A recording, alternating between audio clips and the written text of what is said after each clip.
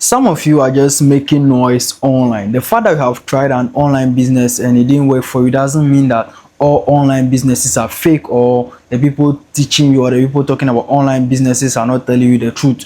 You should understand that wherever there is an original something, then there is definitely going to be a fake one. So before you venture into any online business, please make sure you do your own research, investigate, and be sure what you are going to invest in is actually true, it is real, before you invest.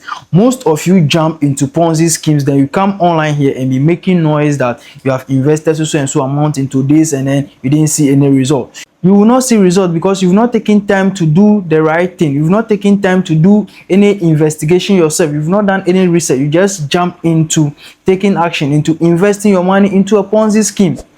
The next time you come across any online business, please make sure you do the right thing by investigating, do research, and be sure if what you are going to invest or what you are going to put your money into is real, it is working, before you do that. Thank you, and see you in my next video.